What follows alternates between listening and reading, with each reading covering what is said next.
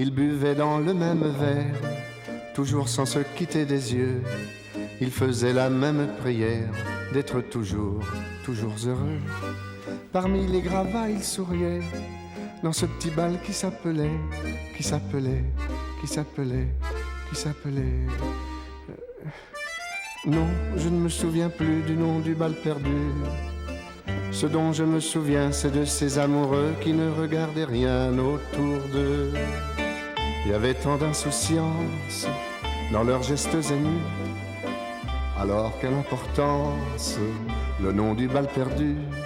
Non, je ne me souviens plus du nom du bal perdu. Ce dont je me souviens, c'est qu'ils étaient heureux, les yeux au fond des yeux. Et c'était bien. Et c'était bien. C'est bien de vous retrouver et c'était bien et ce sera bien forcément de vous retrouver, comme toujours, dans Des mots de minuit le mercredi soir. Ce soir, nos invités sont Alice Belaïdi. Bonjour, vous êtes comédienne. Ce soir, on va beaucoup aller au théâtre, on va beaucoup parler de comédie et de scène en général. À vos côtés, Aïda Sanchez. Bonsoir. Bonjour Aïda Sanchez. Avec vous, on va découvrir Orlando. Qu'est-ce que c'est qu'Orlando ? Orlando, c'est un trio de chansons. Ouais. Un trio à 5. Oui, c'est normal jusque-là. Ouais. En fait, c'est un groupe où on chante. On est 3 chanteurs. Et on se mélange, on se passe la vedette. Moi, je deviens pianiste, j'accompagne mon amie Christelle qui chante, ou Frédéric qui se met à chanter. C'est un petit peu particulier. Et c'est beaucoup de plaisir. Quand on vous écoute, on va vous écouter tout Merci. à l'heure. On va vous découvrir parce que... Et oui, je suis inconnue. Vous êtes peu présent dans les bacs, même si de temps en temps, il y a l'opportunité de vous trouver en CD, mais vous êtes plutôt sur la scène. Plutôt sur la scène, absolument. Yoon Sun Lim, bonsoir. Bonsoir. Vous êtes édité aux éditions La Rue de Russie. Oui. Et pour ce 3e roman, qui s'appelle 1993, qui nous renvoie à la France de 1993. La France de 1993, c'est aussi la France de Pierre Bérégovoy. Quelle littérature, quelle belle littérature. On est heureux de vous accueillir pour ce livre qui parle si bien de la France. Merci. Comment est-ce que vous avez... et pourquoi est-ce que vous croisez 2 destins ? Au départ, c'est quand même le suicide de Pierre Bérégovoy qui a été la petite impulsion pour avoir envie d'écrire quelque chose autour de ça. Alors pas du point de vue politique, parce que je ne suis pas du tout une analyste politique, mais du point de vue de la tragédie humaine que ça représentait, et bien entendu parce que aussi ça a des implications sur le politique en général. Mais... Et vous savez que votre livre fait penser à quelque chose, c'est la notion d'ascenseur social. Oui. Parce qu'entre cette femme qui enchaîne les métiers, qui est au chômage et qui croise le destin de cet homme qui va se suicider alors que lui-même est quelqu'un de peu, est un gens de peu, comme on dit, ça renvoie vraiment à cette idée qu'à une époque, en France, on a pu prendre l'ascenseur social. Oui, et en contraste, cette femme qui, elle, a un peu de mal à monter dedans. Absolument. Félag et Bruno Ricci, vous êtes vous aussi des hommes de scène, des hommes de one-man show jusqu'à il y a longtemps. Et vous concernant, Félag, là vous êtes 2, ce qui arrive aussi, un trio à 5 et un one-man show à 2. Félag, tous les Algériens sont des mécaniciens. Bruno Ricci, dans un texte de Félag, qui est comment préparer réussir un bon petit couscous. Ouais. À tous, comme ça, j'ai envie de mettre une première question sur la table, c'est quand la première fois, quand est-ce que vous, par exemple, Alice, vous avez envie, ou vous vous rendez compte la première fois que vous avez envie d'être comédienne, vous, d'être sur scène et de chanter, vous d'écrire, et vous aussi d'aller vous mettre en musique et en image. Qui répond ? Alice ? Moi, je ne sais pas si j'ai vraiment eu envie d'être comédienne, bizarrement. Tout s'est passé assez facilement et c'est plus l'amour du théâtre qui m'a fait devenir comédienne que l'envie d'être comédienne. J'ai aimé le théâtre et j'ai eu la chance d'en faire. On m'a proposé des pièces que j'ai aimées. Et puis, du coup, ça fait de toi une comédienne, mais la finalité, c'était pas ça, vraiment, au départ. Aujourd'hui, vous êtes à l'affiche pour Confidence à Allah. mais initialement, la première fois, c'est quelle pièce quand vous avez... Ça s'appelait Mireille. C'est une fresque provençale. C'est Frédéric Mistral qui a écrit ça, oui. Puis c'est Gérard Gélas, le même metteur en scène, qui a monté ce spectacle. Et il m'a proposé ça, j'avais 15 ans, donc c'était mon premier rôle, vraiment sur une vraie scène, avec une vraie mise en scène. Et l'école j'ai reçu mon... Je ne sais pas si j'ai le droit de le dire, mais j'ai reçu mon renvoi du lycée le même jour que mon premier contrat. Ça vous fait rire, Félag? non, mais vous avez des enfants? Ça me rappelle, oui. Oui, 17 ans. Donc, je suis en lutte avec lui en ce moment. Et vos parents vous ont laissé faire? Oui.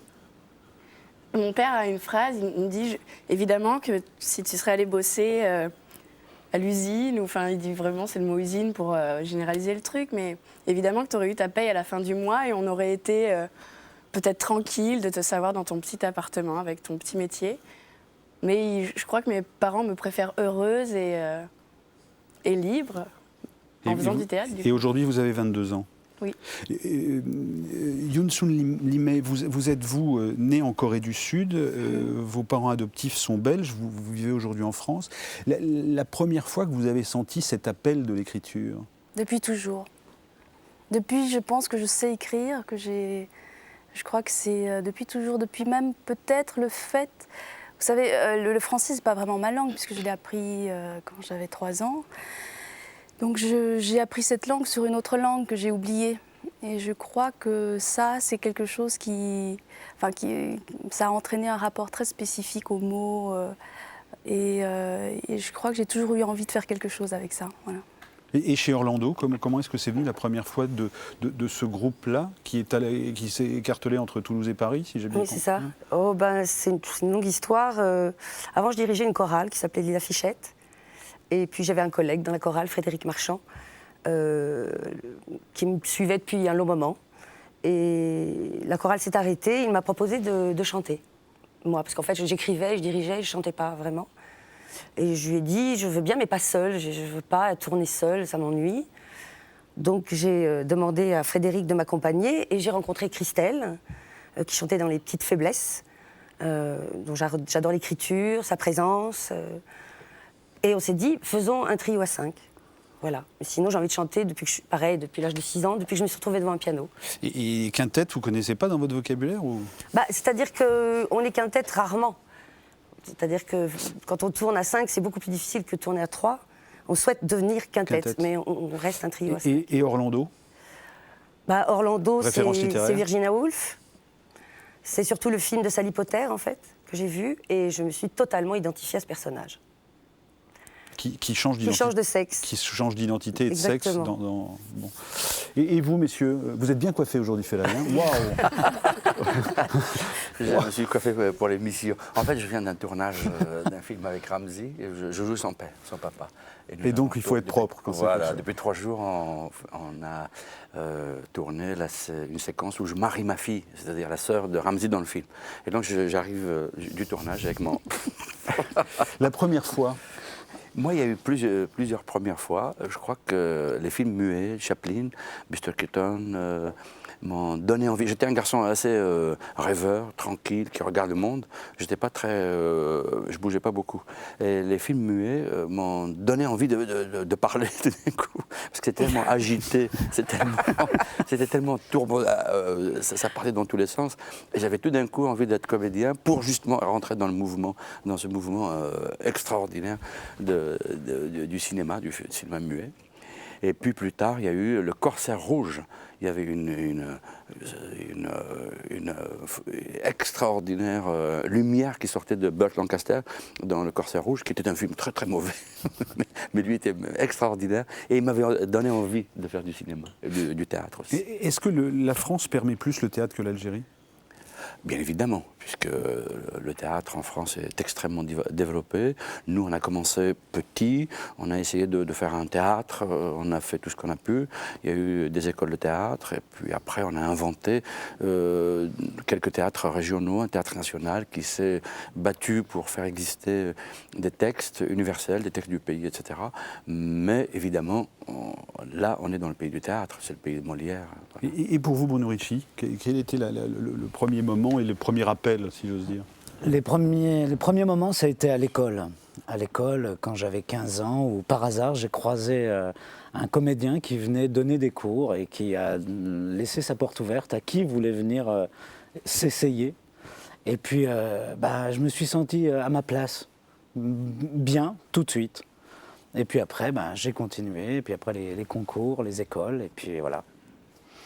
Confidence à la Alice Belaïdi, d'après le texte de Safia Zeddine, publié aux éditions Léo Cher, mise en scène de Gérard Gélas. Gérard Gélas, c'est Théâtre du Chêne Noir, c'est Avignon, et vous habitez Avignon, donc ça aide, j'imagine. Oui, ça aide. Il me connaît depuis que je suis toute petite, il connaît mes parents. C'est vrai qu'Avignon, c'est une petite ville. Et moi, j'avais envie d'aller faire, quand ma mère m'a inscrite pour la première fois dans les cours de théâtre, j'avais le souvenir du Chêne Noir. On y allait avec l'école et j'avais un souvenir d'une immense salle de 1000 places. C'est une petite salle de 280 places, mais j'avais ce souvenir-là. Puis j'avais demandé à mes parents, est-ce que je pourrais aller au théâtre, aller au théâtre du Chêne Noir pour prendre des cours. Et puis ils acceptaient les jeunes à partir de 12 ans, donc j'ai dû attendre un peu, prendre mon mal en patience. Et je suis arrivée au Chêne Noir. Et puis j'ai rencontré Gérard Gélas, le directeur, qui m'avait un petit peu remarqué pendant les spectacles de fin d'année. Et il m'avait dit peut-être qu'un jour, si tu continues à travailler, on travaillera peut-être ensemble. Et ça m'avait fait rêver, là, pour le coup. Et c'est lui qui vous met le pied à l'étrier avec Frédéric Mistral, dans un premier temps. Et après, il y a eu Musset aussi. Ouais. Hein, et aujourd'hui, je voudrais qu'on vous voit dans votre rôle dans Confidence à Allah. Nous sommes dans un pays du Maghreb, mais c'est un texte qui a une portée universelle, et on écoutera son auteur tout à l'heure. Une jeune femme qui est une chevrière, qui garde les animaux, et qui va vivre son drame, mais en même temps y trouver toute sa liberté. C'est ça. Et c'est d'une crudité, d'une violence très immédiate. Comment est-ce que vous avez perçu le personnage immédiatement ? Ça m'a fait peur. Quand j'ai lu le texte pour la première fois, d'abord en tant que comédienne, la première fois que j'allais me retrouver seule sur un plateau, ça m'a un peu effrayée, mais j'avais peur de... J'arrivais pas à prendre le recul par rapport à ce texte et je voulais ni choquer, j'avais pas la prétention de vouloir dénoncer quelque chose ou de prendre parti pour quelqu'un ou pour l'autre. J'ai eu peur de ça. Et puis j'ai fait lire le texte à mon papa, c'était la première fois que je faisais ça, parce que lui a des parents musulmans et parce que j'avais l'impression que c'était plus facile pour lui d'avoir le recul. Il n'a rien dit ? Et il m'a dit, fais-le, quoi, c'est génial. Et on vous regarde dans un premier extrait, donc vous êtes Jbara, cette petite bergère qui raconte sa vie et qui raconte toutes les étapes de sa vie, étapes au cours desquelles elle sera prostituée, puis mariée à un imam, et donc elle vivra toute la déchéance qu'on peut imposer à une femme. Il me pénètre, et moi, je ne pense qu'à mon Raïbi Jamila. Un délicieux yaourt à la grenadine qu'on boit par en dessous en faisant un petit trou. Je me doute que ce que je fais, c'est haram. Déjà, on se cache. Et vu qu'il n'y a rien à Tafafilt, je me dis qu'Allah ne me voit pas avec un peu de chance. Qu'il n'est pas là. Même s'il est partout. Je ne pourrais pas lui en vouloir de regarder ailleurs. Je ferais pareil si c'était possible.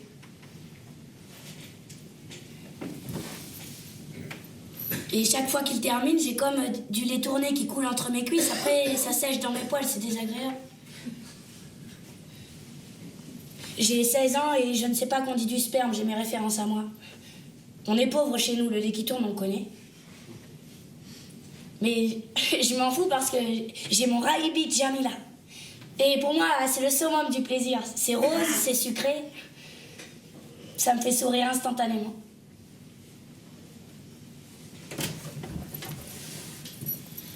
Lui,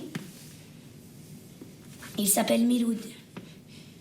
Il est marron, il est amer, et il me débecte. Et un jour, en le suçant, j'ai reniflé le pli de ses couilles et j'ai failli vomir. Et arrêtez de faire bas. Je vais pas mettre de la poésie là où il y en a pas, je vous dis que je suis pauvre. La misère, ça pue du cul, et le cul de Miloud, il n'a jamais connu l'eau. Il s'essuie avec des cailloux et se sèche avec du sable. C'est un berger et il habite dans un bled à une 50aine de kilomètres de chez moi. Il passe de temps en temps faire du commerce avec des mecs comme lui et se faire du bien avec moi. Ce qu'on peut remarquer quand on vous voit et quand on vous écoute, c'est que je pense que là, on a là sans doute dans la littérature une grande figure de femme. Ou de jeunes femmes. Pourtant, on est face à un texte extrêmement cru. Et je me posais la question, est-ce que cette figure littéraire, elle est là, ou est-ce qu'elle est là parce que c'est vous qui l'interprétez? Est-ce que vous avez réfléchi à ça? C'est dans la manière dont vous portez le texte qui est quand même étonnante, au-delà de ce que vous êtes, c'est-à-dire jeune, jolie et complètement décalée par rapport à la crudité du texte. Et en même temps, c'est le vôtre. Ce sont vos mots. C'est quand vous parlez du sperme, du pipi, du caca, tel que dans le texte, c'est vous. Est-ce que votre sourire sauve tout et vous donne la liberté? Je crois que le sourire sauve tout. C'est vrai que quand on a créé le spectacle, j'avais tendance, au début, on avait tous tendance à durcir le trait de ce personnage et puis ça le rendait limite antipathique. On avait vraiment du mal à écouter ce texte, quoi. On se demandait pourquoi elle nous racontait ça. Et puis un jour, le metteur en scène m'a dit « Alors attends, on va vraiment faire autre chose et tu vas me le dire en souriant, en rigolant. » C'était beaucoup plus rieur que ça. Et puis d'un coup, ça a créé quelque chose. On a eu un peu de la tendresse pour ce personnage. Le mot décalage est vraiment bien trouvé, c'est ça, quoi. On était en total décalage avec ce qu'elle racontait. Et en même temps, je crois que ça allait dans le sens quand l'auteur dit cette jeune fille, on lui a beaucoup demandé pourquoi des mots si crus. Et elle dit mais parce qu'elle connaît que ça. Et que pour elle, c'est pas des mots crus, pour elle, c'est sa vie. C'est sa vie, quoi. Et du coup, de les dire avec de la légèreté, souvent beaucoup de second degré, ben, ça les rend audibles et on comprend pourquoi elle les utilise. Confidence à Allah, Safia Azzeddine, que vient faire Allah dans l'histoire? C'est le seul confident qu'elle a. Moi, quand j'étais petite, on me racontait le petit poussé et à Ashbara, le fakir de son village, lui parlait d'Allah et en bien. Et c'est vrai que ce personnage est né dans les montagnes. On ne cite pas vraiment le pays du Maghreb, on comprend que c'est le Maroc. Et j'avais pas vraiment conscience de ce que pouvait vivre cette jeune fille jusqu'à un jour où une femme qui est venue voir le spectacle m'a dit « Écoute, c'est étonnant, c'est un peu mon histoire. Moi, quand j'étais petite, j'étais dans les montagnes et je n'avais absolument aucune conscience qu'il existait un monde derrière les montagnes. Et je pensais que ma vie n'était que le monde, la terre, n'était que mon petit village, quoi, avec mes chèvres et mes tantes et mes voisins, et que derrière les montagnes, il n'y avait rien. Et cette femme, elle avait 60 ans, donc je me dis, il y a 50 ans, quoi. C'est fou. Et l'histoire de Jbara, c'est vraiment ça. Et le Raïba de Jamila, hein, ça c'est pour le sourire, c'est ce yaourt avec lequel cette jeune femme se console, comme avec ce confident qui se trouve être Allah. Ça aurait pu être une voix ou la lune. Je vous propose d'écouter Safia Azzeddine qui parle de son livre. Safia Azzeddine, je crois qu'elle vivait elle a vécu jusqu'à 9 ans au Maghreb, ouais. Et ensuite elle est allée vivre en Suisse. Et elle a fait une licence de sociologie avant de devenir écrivain parce qu'elle explique que dans sa famille, si on n'avait pas une licence, les parents ne laissaient pas partir et ne laissaient pas faire autre chose. Alors je vous propose d'écouter Safia Azzeddine qui parle de sa conception du livre et de cette femme que vous incarnez. C'est un parcours de vie un peu plus merdique que d'autres, mais un parcours de vie de jeune femme dans un pays où c'est pas forcément simple et c'est quelque chose qu'on retrouve ici à nos frontières, aux frontières de Paris. Enfin, je veux dire, c'est pas du tout un livre sur la condition de la femme au Maghreb, quoi. Je connais pas suffisamment la condition de la femme au Maghreb et puis je trouve que c'est beaucoup trop général. Comme je vous dis, je connais des femmes très heureuses, d'autres moins, et ici ou ailleurs. Donc c'est vraiment le destin d'une jeune fille. Mon livre est un roman et même si je me souviens de plein de choses et que ça se retrouve dans mon livre, ce n'est pas un témoignage, quoi. C'est un roman. C'est un roman, Confidence à Allah. Le deuxième, chez Léo Cher, sort, et on l'a reçu tout à l'heure, donc on n'a pas pu y jeter un œil, mais le titre est intéressant.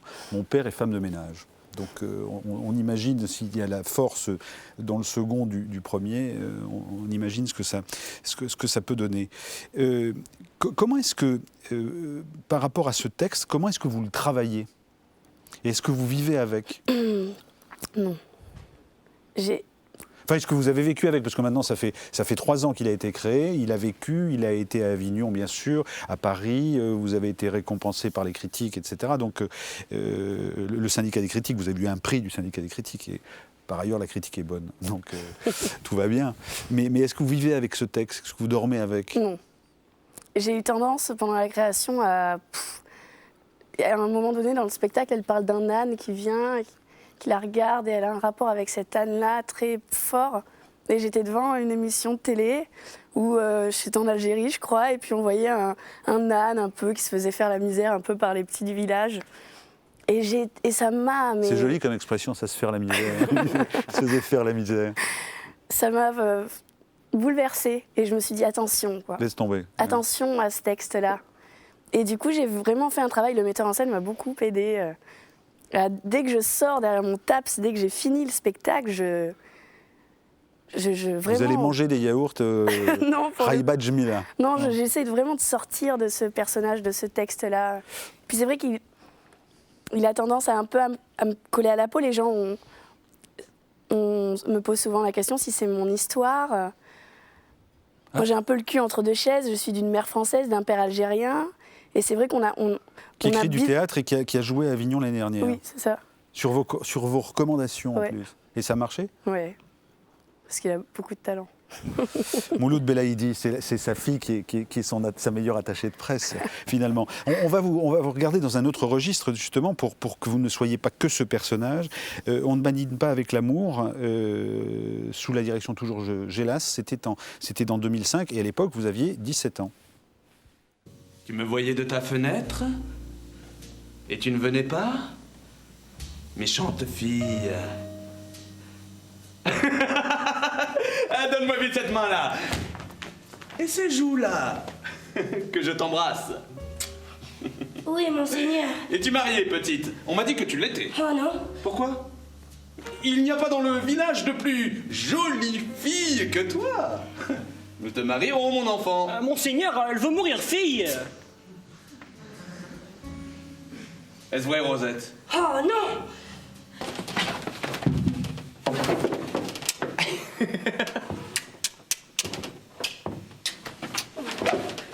Croyez-vous que cela me fasse du bien, tous ces baisers que vous me donnez? Quel mal y trouves-tu? Je t'embrasserai devant ta mère. N'es-tu pas la sœur de Camille? Ne suis-je pas ton frère, comme le sien? Des mots sont des mots, et des baisers sont des baisers. Je n'ai guère d'esprit, et je m'en aperçois bien sitôt que je veux dire quelque chose. Les belles dames savent leur affaire, selon qu'on leur baise la main droite ou la main gauche. Leur père les embrasse sur le front, leur frère sur la joue, leur amoureux sur les lèvres. Et moi, tout le monde m'embrasse. Et cela me chagrine. Quel sérieux, alors là vous riez à nouveau, mais quel sérieux quand vous vous regardez? Quel sérieux! Ah, c'est horrible. Oui, mais vous avez grandi depuis. Oui. Pourquoi c'est horrible? Déjà le théâtre, on fait du théâtre pour que les gens viennent nous voir au théâtre. Alors c'est un peu nul de dire ça quand on vient avec un DVD et tout ça, mais et puis je crois qu'on est tous assez... Enfin, on a tous un peu de mal à se voir, quoi. Je crois que c'est assez normal. Quels sont vos rapports aux spectateurs? Et j'imagine que sur Confidence à Allah, ça doit être un peu particulier, parce que la crudité du langage fait que la réaction est soit de silence, j'imagine, ou soit d'applaudissements, pas d'applaudissements, de rire. Oui. Et ça bouge d'un jour à l'autre ou... Oui. Et puis, c'est vrai que pour le coup, on me dit souvent, est-ce que c'est difficile d'être seul sur scène? En fait, je me rends compte, quand tu es seul sur scène, ton partenaire, pour le coup, c'est vraiment le public, quoi. Et là, c'est vraiment mon partenaire. Alors il y a des fois où il est un peu dur avec moi, je pense que c'est beaucoup de ma faute aussi. Comme ton partenaire de jeu, il y a des soirs où tu as vraiment du mal à jouer avec lui et puis il joue pas avec toi, il t'énerve. Et il y a d'autres soirs où c'est génial, on a trouvé des choses, on s'est compris.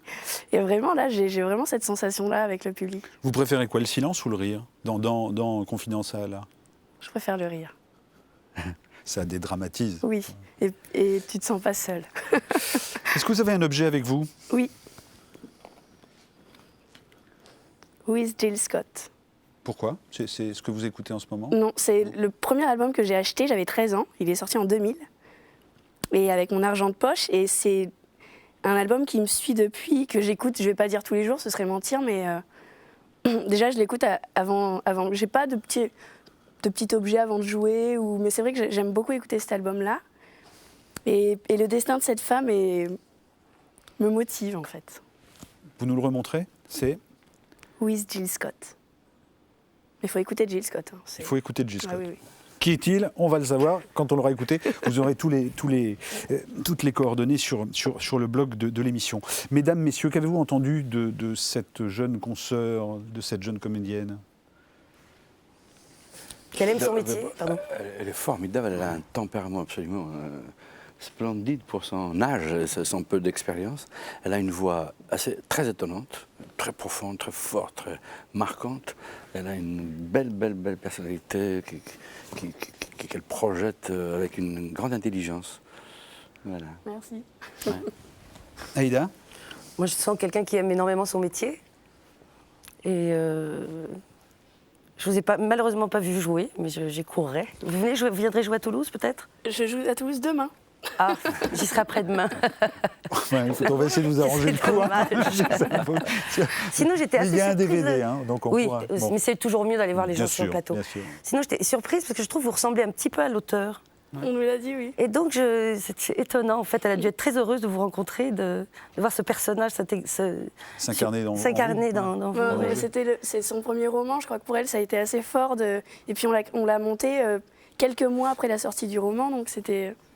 Je crois que c'était fort pour elle de voir son roman. Il y a en plus un projet cinéma aujourd'hui sur ce texte. Aïda, vous allez rejoindre le plateau et on va continuer. Younous Limé, pardon. Comment est-ce que vous percevez cet enthousiasme, cette présence? Belle énergie, oui, enfin quelque chose qui passe directement, d'une manière extrêmement pure et immédiate. Alors, j'ai pas vu non plus j'ai vu des extraits sur Internet, mais et ça m'a donné aussi envie de...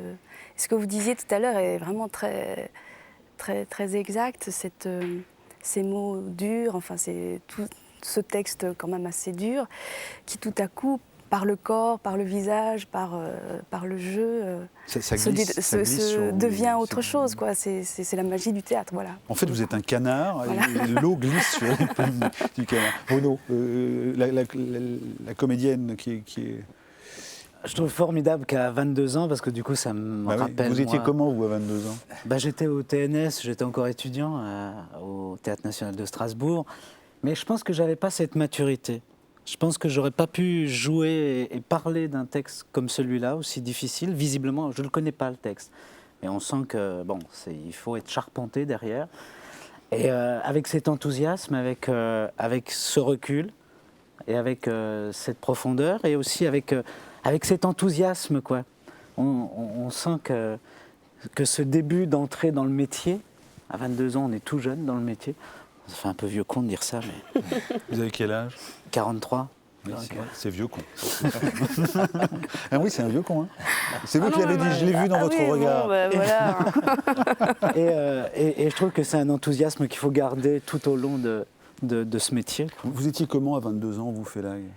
Moi, à 22 ans, je crois que j'étais absolument incapable d'attaquer un texte tragique, comique aussi puissant. Je jouais de la comédie, je sortais d'une école de théâtre comme Bruno, de 18 à 22 ans, je venais juste d'en sortir, donc je jouais des rôles comiques qui allaient à mon niveau de l'époque.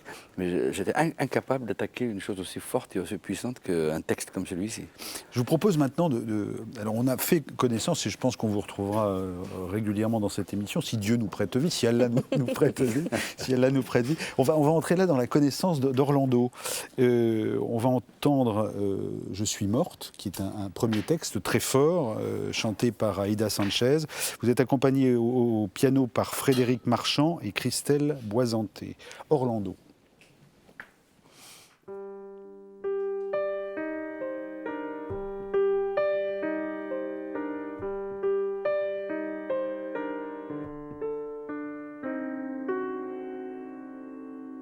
Je suis morte de rire, et je ne me souviens pas pourquoi. Achevée par le HIV, je suis morte du sida. Je suis morte de faim, je suis morte de faim, papier noyé d'identité. Je suis morte de froid un soir d'hiver, je n'avais pas de toit. Je suis morte d'un rien, morte de jalousie. Je ne sais pas comment mourir sur cette terre. Encore un luxe supplémentaire.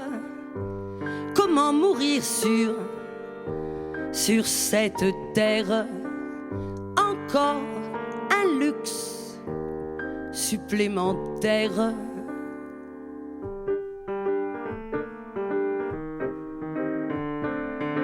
Je suis morte d'être noire, je suis morte d'espoir, je suis morte d'être moi. Je me suis suicidée, c'était une simple idée. Il m'a assassinée. Je suis morte d'amour, capote oubliée. Je suis morte décapitée. Accident de vélo, tombée dans l'escalier. Je suis morte crucifiée. Comment mourir sur cette terre. Encore un luxe supplémentaire. Comment mourir sur cette terre. Encore un luxe supplémentaire. Je suis morte torturée, je suis morte d'oubli. Et je suis morte dans mon lit. Je suis morte d'une overdose, je suis morte de froid. J'ai mouru à 3 ans. Je suis morte d'une bavure, je suis morte d'une bravoure. Je suis morte d'effroi. Je suis morte au combat, je suis morte lapidée. Je suis morte violée là. Comment mourir sur cette terre. Encore un luxe supplémentaire. Comment mourir sur cette terre. Encore un luxe supplémentaire.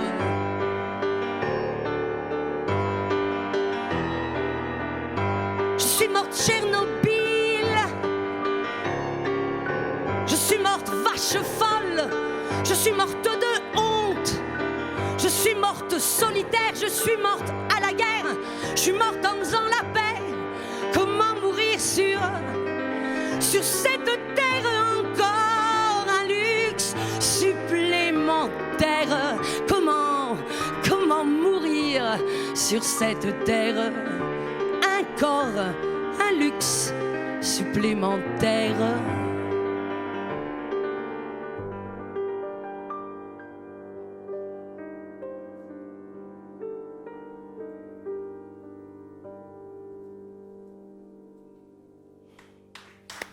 Merci. Venez Aïda, venez nous rejoindre.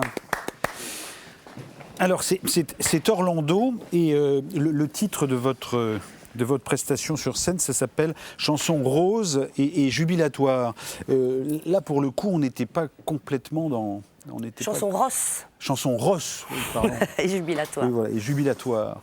Là, on n'était ni dans le rosse, ni dans le jubilatoire. C'est vrai. Cette chanson est exceptionnelle par sa... comment dire, son affront, je dirais.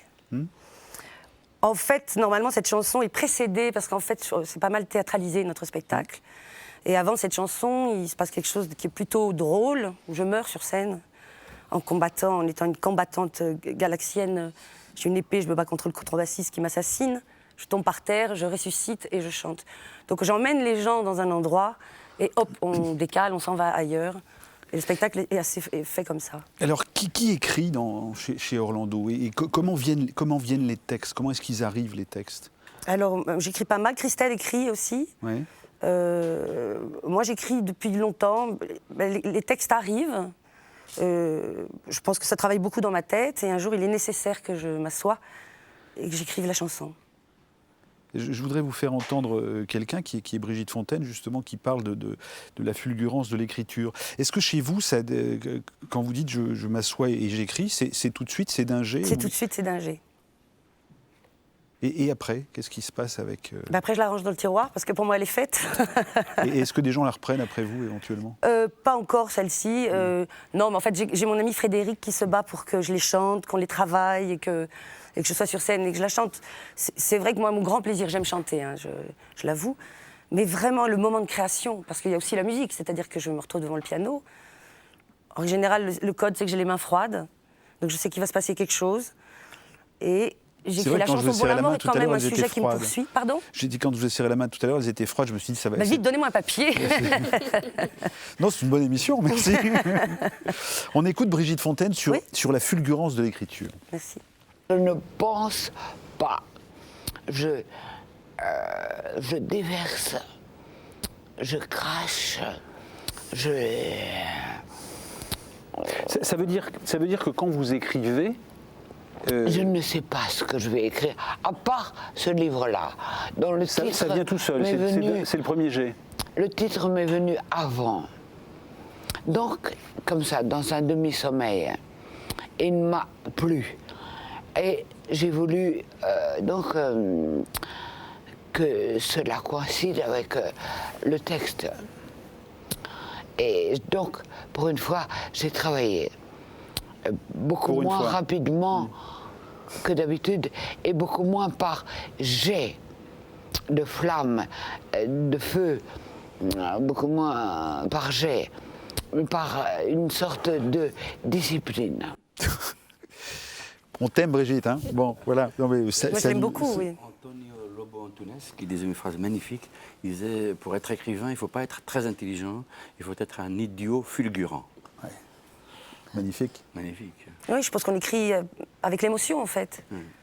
Il se passe des choses dans notre vie, et puis comme elle, d'un coup, ça sort, et ça ne peut pas être autrement. Vous le dites très bien, d'ailleurs. On vous sent bien dans cette obligation et dans cette évidence-là. Quand on vous regarde, on ne sait pas si c'est du théâtre, si c'est de la scène, si c'est de la chanson, si c'est de la musique. Donc on est dans Orlando, c'est ce personnage qui change de sexe, donc il y a bien une question identitaire sur le groupe. Donc où est-ce que vous allez ? Où est-ce qu'on va? Ouais. Est-ce que vous allez vers la chanson? Donc est-ce qu'à un moment vous allez essayer de rencontrer votre public parce que vous allez avoir des disques dans les bacs, ou est-ce qu'au contraire vous allez rester là? C'est une question qu'on se pose en ce moment. On ne sait pas si, enfin pour moi en tous les cas, moi j'ai l'impression que mon travail est sur scène, plutôt, de chanter sur un plateau. Après le travail de disque, c'est vraiment un autre travail.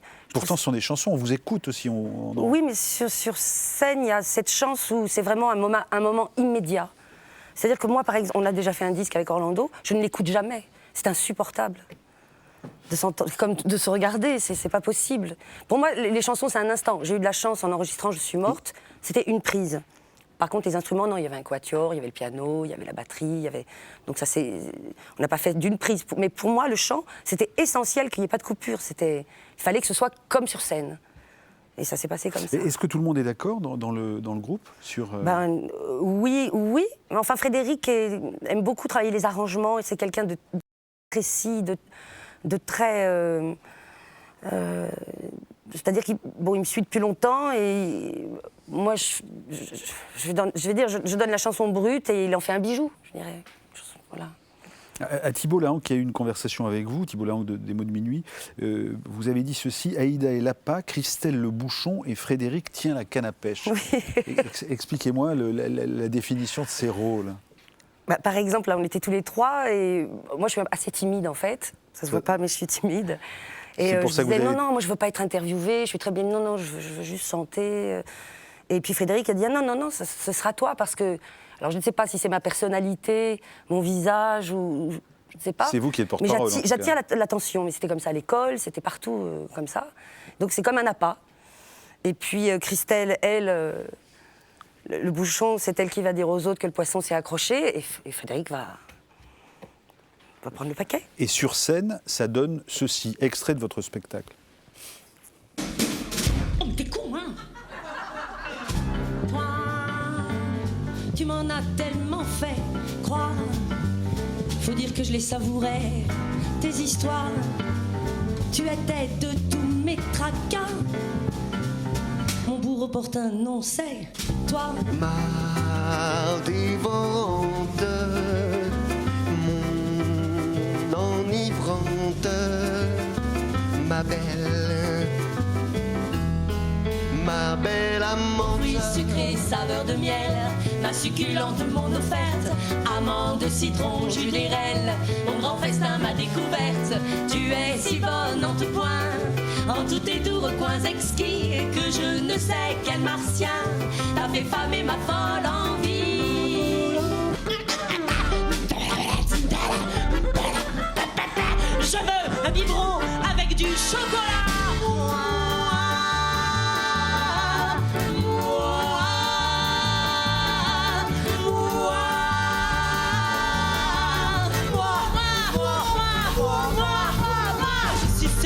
Sera quand vous serez mort, quand plus rien ne fleurira de tous vos remords. Je ne suis pas en tout point celle qu'on espère,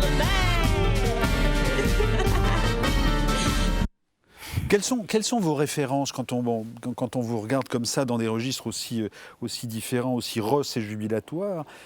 Quels sont les gens que vous avez derrière vous qui peuvent servir de repères dans votre travail? Je dirais qu'il y a assez Michel Legrand. J'ai été bercée par les comédies musicales. Oui, c'est étonnant, oui. Ouais. Brigitte Fontaine. Le groupe Téléphone. J'aimais beaucoup le groupe Téléphone. Je trouvais ça formidable, le rock'n'roll. Et puis je voyais une fille bassiste, ce qu'on rencontrait pas souvent, donc c'était jubilatoire. Et puis sinon, Orlando. Évidemment. Voilà. Évidemment, Orlando. Comment est-ce que vous recevez ce que vous avez vu les uns et les autres sur Orlando? Tonique, joyeux, jubilatoire, c'est vraiment le mot. C'est c'est une énergie formidable. Très belle énergie. Il y a du Juliette, il y a du Nougaro. Alors c'est peut-être Toulouse, mais... oui, souvent on me dit Nougaro, sors de ce corps. Dans les origines des 5, enfin du trio, vous venez de quel horizon? C'est-à-dire l'horizon... Vous faisiez quoi avant de vous retrouver? Vous êtes, moi j'ai toujours écrit beaucoup de musique pour le théâtre, en fait. Ouais. J'ai chanté beaucoup de comédiens sur le plateau. Bien avant, je devais faire une carrière de tenniswoman, voilà. Donc c'est sûrement cette pêche... Oui. Avec une balle? Avec une balle, le filet. J'avais la rage pour ça, puis un jour, la rage m'a quittée, donc je me suis dit qu'il fallait que je fasse autre chose. Et vos amis? Frédéric, lui, a été producteur. Le cinéma Le cinéma. Ouais. Il a été assistant cinéma. Et puis, en me rencontrant, il s'est mis au piano, à l'accordéon, et il s'est mis à la musique. Et Christelle? Et Christelle est comédienne, et elle chantait dans Les Petites Faiblesses. Elle écrit des chansons. Elle écrit aussi de la musique, mais elle, sans instrument. Elle nous fredonne la mélodie qu'elle aime, et avec Frédéric, on trouve la grille. Alice, comment...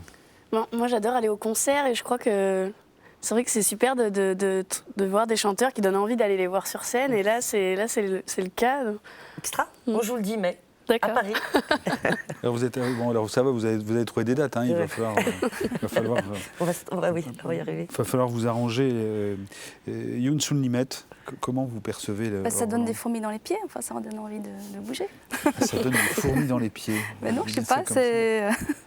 Non, c'est une bonne humeur communicative, et puis on sent qu'il y a autre chose que de la simple bonne humeur. Il y a aussi des choses qui parlent vraiment, quoi, oui. Et puis, enfin, Aïda écrit sur le sida, mais aussi sur... Il y a une histoire de chiens aussi qui sont des fulgurances comme ça. Vous perdez votre chien, ça devient une chanson et on est... Dès que quelqu'un meurt, j'écris une chanson. Il y a du travail. Pierre Bérégovoy est mort le 1er mai 1993. Il s'est suicidé le 1er mai 1993. Et ça donne ce très beau livre de Youn Sun-Limet, publié à la rue de Russie. Pourquoi est-ce que vous êtes arrivé à ce livre, à ce livre-là? Avant, il y avait eu Amsterdam, hein, et puis il y avait eu un premier roman également. Oui. Et alors, sur la thématique qui est la vôtre, ce sont toujours des êtres ou des destins qui ne peuvent pas se rencontrer, qui sont souvent en parallèle, qui se frôlent presque et qui ne se rencontrent pas. Donc des solitudes, même si ces solitudes sont réunies dans des livres. Oui, je crois qu'il y a effectivement, si on veut trouver des thématiques communes, peut-être pas uniquement des destins qui ne se rencontrent pas, mais simplement des bifurcations, enfin des choses qui font que les vies sont ce qu'elles sont, mais auraient pu être autres en fait. Voilà. C'est cette espèce de vie qu'on n'aura pas. Enfin, je pense qu'on écrit beaucoup parce qu'on veut parler de toutes ces vies, de toutes ces possibilités qui nous environnent, qui sont comme des espèces une sorte de magma autour de nous. Est-ce que vous auriez pu avoir une vie en Corée du Sud, ou est-ce que vous pourriez envisager de retrouver une vie en Corée du Sud? Non, non. Mais c'est vrai que là, c'est une vraie grosse bifurcation, pour le coup, oui. Ouais. 1993, une jeune femme qui est perdue, qui est une petite fille, et qui, à un moment donné de son parcours, de sa solitude et de sa détresse, va croiser la biographie, va croiser Pierre Bérégovoy, mais au travers d'une biographie. Expliquez-nous la naissance de ce texte. La naissance, c'est d'abord en fait l'envie de faire une belle biographie en fait sur Bérégovoy. J'ai commencé un travail de recherche traditionnelle, d'enquête traditionnelle, oui. Et puis, mais enfin une biographie dans le sens, moi je suis une grande lectrice de Pierre Michon et j'adore la façon dont il croque comme ça des destins de personnes qui ont existé, mais puis que ça passe par la chimie de son écriture et puis que ça devient du Pierre Michon. Bon, les vies minuscules. Voilà. Mais donc c'était un peu un projet comme ça, mais à partir de cet être que certainement Michon n'aurait pas choisi, qui est Bérégovoy. Et puis petit à petit, au fur et à mesure des recherches, je me suis rendu compte qu'à un moment donné, sa vie politique, quand il commence à vraiment entrer dans la carrière, m'intéressait vraiment beaucoup moins. Et donc, en revanche, son enfance, qui dans les biographies politiques, en fait, les biographies traditionnelles consistent à, je sais pas, deux paragraphes ou 10 pages au mieux, j'ai trouvé que cette partie-là elle m'a beaucoup intéressée. Et puis, à un moment donné, bon, ça c'est aussi les fulgurances de l'écriture, à un moment donné, ce personnage de femme est arrivé avec cette première phrase, et j'ai donc croisé les deux récits. Voilà. On se souvient de Pierre Bérégovoy, qui était cet homme décrit dans ce sujet, qui était aussi cet homme, notamment cet homme. L'histoire tient du conte de fées. Grand-père paisible, ancien ouvrier ajusteur titulaire pour tout diplôme d'un CAP, le voilà qui gravite une à une les marches du pouvoir. Secrétaire général de l'Élysée, au début du premier septennat de François Mitterrand, il est dès 1982 ministre des Affaires sociales, puis ministre des Finances, où il succède rue de Rivoli à Jacques Delors. Oui, vraiment, un conte de fées. Quand j'avais 20 ou 30 ans, jusqu'à l'âge de 30 ans, je ne pensais pas à je ne sais quel destin politique. Je militais. Et dans son fauteuil de la rue de Rivoli, puis de la rue de Bercy, l'incontournable ministre des Finances des années 80 se fait le militant d'une cause, celle du franc fort. L'inflation vaincue, le commerce extérieur établi, c'était la fierté de Pierre Bérégovoy. Mais dans l'opinion, cette rigueur passe souvent mal. Devenu Premier ministre, Bérégovoy essuie toutes les colères, la belle histoire se gâte, Bérégovoy veut s'expliquer. Il est capital que dans notre pays, on sache se parler, on sache se comprendre, et que même si on ne partage pas les mêmes idées, on sache s'estimer. Savoir se parler, savoir se comprendre, savoir s'estimer, c'est peut-être ce qui aura été trop souvent refusé à Pierre Bérégovoy. C'est pourtant cela qu'il recherchait souvent dans sa bonne ville de Nevers, où la belle histoire de l'ouvrier qui était devenu Premier ministre s'est tragiquement terminée. Et Bérégovoy, dont la jeune femme que vous mettez dans votre livre dit qu'on ne dit pas Bérégovoy, mais Biré-Gaboy. Il porte une cravate rayée, il a l'air tendu, parce qu'elle le voit un jour au journal de 20h. Et est-ce que ce qui vous a intéressé chez Bérégovoy, c'est l'échec ? Oui, c'est cette fin tragique, certainement, oui. Ce qui m'a intéressée, c'est à la fois... Je pense qu'il y a assez peu, finalement, dans l'histoire politique de suicides vraiment politiques, qui ont un vrai sens politique très profond. Je pense que le sien en est un. Et je pense que la date de ce 1er mai 1993, c'est peut-être une date qui deviendra un jalon dans l'histoire politique en France. La jeune femme maintenant, cette jeune femme qui est aussi dans un destin que vous lui décrivez fragile, on peut avoir l'impression que c'est elle qui réussit sa vie, alors que celle de Bérégovoy est un échec. Or, sa vie, c'est une vie de misère, c'est les 1000 métiers qui prolongent la pauvreté, c'est le chômage, c'est surtout à la fin que j'ai essayé de montrer justement comment l'un finit par choisir la mort et l'autre s'ouvre à une sorte de... Il y a une porte qui s'ouvre à la fin. D'ailleurs, la couverture me plaît beaucoup de ce livre, oui. Parce qu'il y a une porte. Alors, il faut l'ouvrir. La porte, c'est sur ce mur avec... oui, il faut l'ouvrir et votre jeune femme est en noir sur cette photo. Votre écriture, je vous propose de l'écouter, dans la voix d'Alexandra Lemasson. Lucie m'a parlé de son père. Elle a posé la question alors que je lassais ses chaussures avant de la conduire à l'école. Toi non plus, tu l'as jamais vu, mon papa ? J'ai égalisé soigneusement la taille des 2 boucles. Je me suis relevée lentement et j'ai regardé son visage qui m'interrogeait gravement. Une fois debout, je savais toujours pas quoi répondre. J'ai fini par dire cette phrase stupide. Si, moi je l'ai vu. Puis, ça te tracasse ? Non, pas vraiment, c'est juste que tous les enfants ont un père normalement. Si tu l'as vu, pourquoi tu m'en parles jamais ? Et on a parcouru le chemin jusqu'à l'école en échangeant sur le sujet. Je lui ai expliqué que cela faisait pas si longtemps qu'elle était en âge de comprendre des choses compliquées. 1 an peut-être. Voilà la seule raison de mon silence. Il est parti loin, en Amérique, et il veut plus me voir. Parce que les grandes personnes parfois changent d'avis. On aime quelqu'un et puis on l'aime plus. C'est pas très sérieux, a-t-elle commenté. Non, c'est pas sérieux du tout, ai-je reconnu. Mais moi, il veut pas me voir. Je me suis arrêtée. Le coup était rude. Nous étions devant une laverie, des machines tournaient déjà, un jeune homme lisait le journal devant un hublot qui essorait bruyamment. Une odeur de savon se répandait sur le trottoir. Je lui ai demandé de me laisser un peu de temps pour répondre. Pourquoi ? Parce que parler est difficile parfois, ça fait mal. Oui, comme quand on dit une méchanceté à une copine et puis qu'on regrette. Oui, c'est ça. Lorsqu'elle a couru dans la cour rejoindre les élèves de sa classe, j'étais perdue. On est dans l'irrémédiable, tout le temps. Et on rattrape jamais rien. Votre texte, émouvant, merci Alexandra Lemasson, le rapport entre cette petite fille dont le père est parti, sans que ni la mère ni elle ne le connaissent ou ne le reconnaissent véritablement.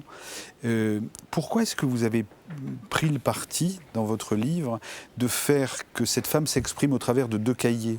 Elle tient un cahier de contes et elle écrit dans un autre cahier qui n'a pas la même couleur et qui est un cahier dans lequel elle est dans ce qui pourrait être un journal. Ça m'a plu l'idée que l'écriture qui constitue en fait ce livre, donc ces carnets, les notes qu'elle prend, ce soit le même geste que l'autre carnet où elle tient ses comptes et où au final elle finit par être engloutie submergée par les découverts et les interdits bancaires. Donc cette double écriture, une de chiffres, de simples chiffres, et puis l'écriture de mots, il me semble que ça disait quelque chose de... Voilà, que ça résumait, que ça condensait un peu sa situation, quoi. Quelle est cette France que vous observez, pas forcément au travers de Pierre Bérégovoy, mais au travers de cette jeune femme qui est dans ce qu'on appelle traditionnellement une galère ? Moi, ce qui m'a frappée, parce qu'on vient de voir des extraits télévisés de l'époque, enfin de 93 et avant, et ce qui m'a frappée, parce que j'ai été à l'INA dans le cadre de cette recherche biographique, et donc j'ai passé des heures, des journées entières dans le noir à regarder que des bouts d'émissions ou des journaux télé, et j'étais vraiment frappée par la permanence des problèmes. C'est-à-dire qu'en 93 ou aujourd'hui, les journaux télévisés s'ouvrent quasiment sur les mêmes sujets, c'est-à-dire le chômage, c'est-à-dire déjà les sans-papiers, à l'époque c'était le camp de Vincennes.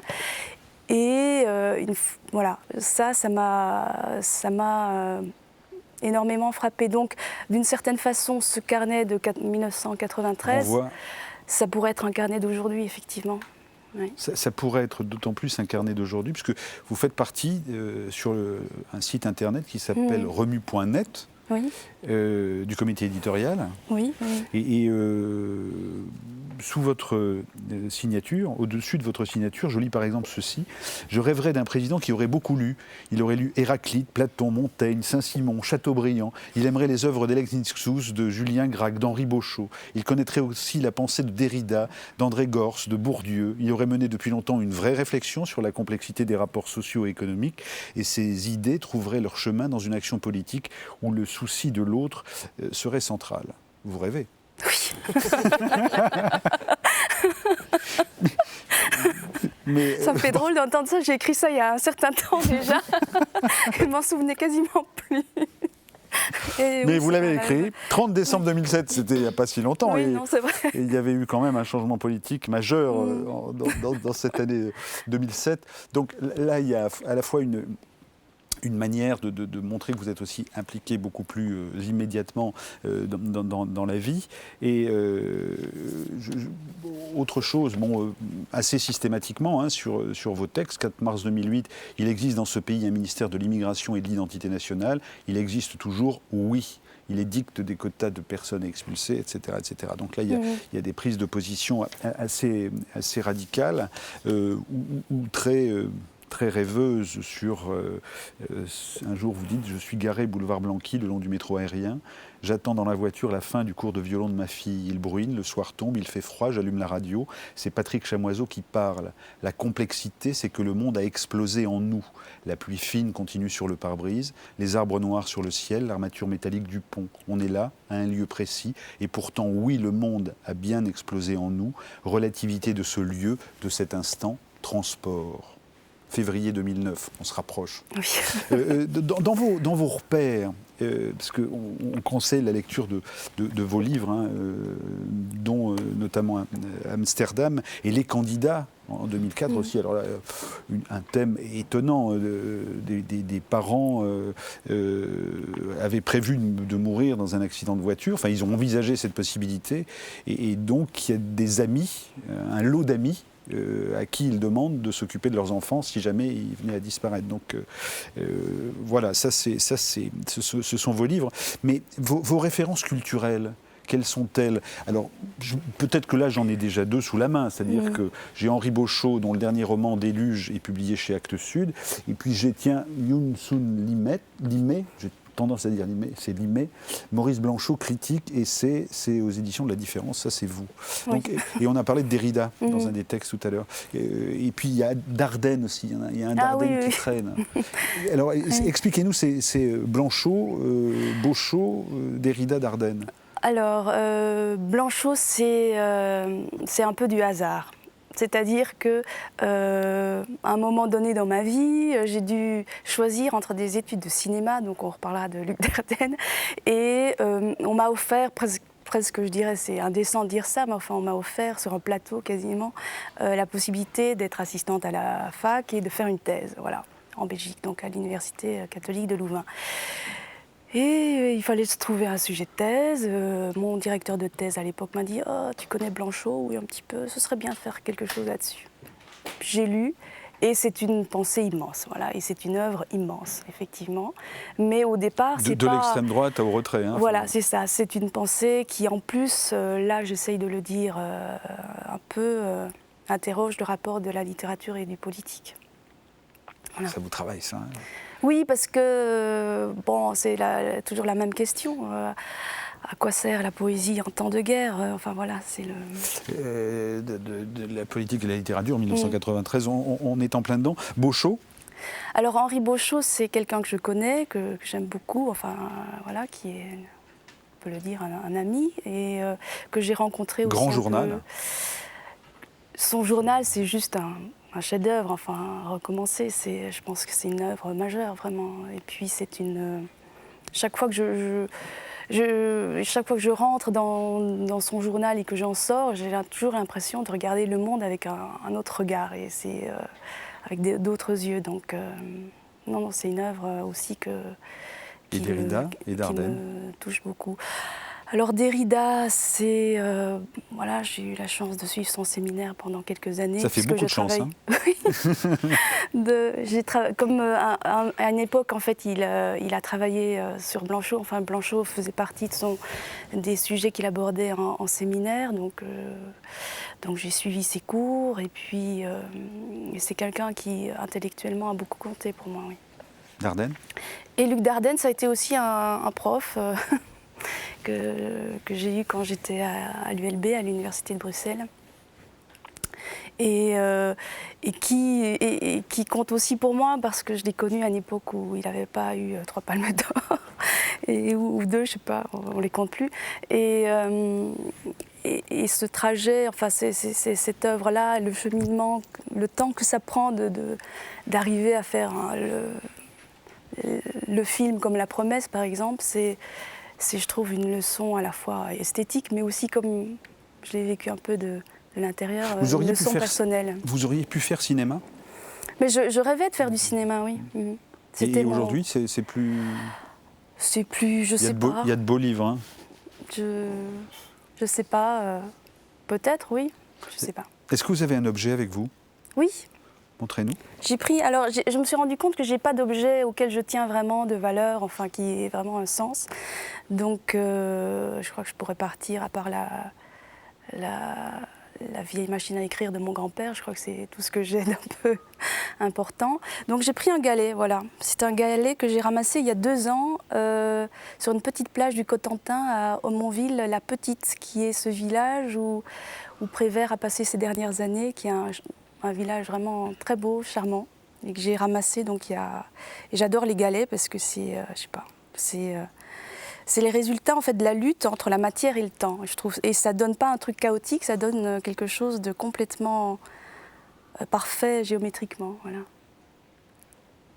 Mesdames, Messieurs, j'attends vos commentaires sur ces confidences d'une grande romancière. Tu veux dire quelque chose?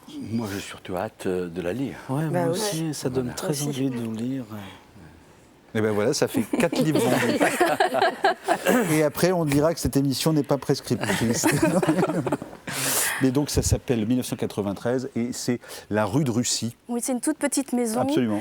Qui n'est même pas distribuée, qui ne passe pas par les fourches caudines des grands diffuseurs, distributeurs. Donc, il faut aller sur le site et puis voir les... Voilà, ils ont un site et puis ils ont des libraires partenaires. Voilà. Vous aurez toutes ces coordonnées. Allez regarder le blog de l'émission. Et puis, vous entendrez aussi les différents mots de nos invités. Voilà. Un bout de réaction encore, au-delà de l'envie de lire. C'est vrai que moi, je suis assez fascinée par les auteurs. Je suis incapable d'écrire une phrase sensée, donc c'est vrai que je suis toujours assez impressionnée face aux auteurs. Et ça me donne vraiment, pour le coup, vraiment envie de vous lire. Moi, j'avais 6 ans quand Bérégovoy est morte, mais je m'en souviens. Ouais. Je me souviens ce que ça avait fait à la télé et tout ça. J'ai vraiment des souvenirs de ça. J'étais pourtant très petite, mais... Je vais vous lire. Moi, j'avais été choquée par le choix qu'il se suicide. J'en ai même douté à un moment. Je dis, c'est pas possible que... C'est vrai qu'il y a eu la rumeur. Oui, il y a eu une rumeur, mais un type dont le destin est complètement incroyable. Arriver de la France d'en bas, tâter le toit... et aller sous terre, c'est quand même... Vous êtes en train d'écrire une chanson. Voilà, là. Merci d'ailleurs J'ai hâte de le lire, vraiment. Merci. Alors, vous avez les mains froides. Non. Pas que. Akhenaton qu'on recevait l'autre jour, écrit... Dans le livre qui s'appelle La Face B, écrit la chose suivante. « Je n'ai découvert le racisme subi par mes grands-parents qu'à l'adolescence. Et les rares fois où ils se sont confiés, ce fut pour exprimer du ressentiment. Ils n'ont jamais pardonné l'accueil brutal et les colibés qu'on leur avait réservés. Ils en ont tiré un esprit de revanche, mais de revanche muette. On ne parle pas de la souffrance dans les familles italiennes. On donne vite des prénoms français aux enfants. On oublie parfois ses racines pour mieux s'intégrer et devenir plus français que les Français. Quitte à voter Front National parfois.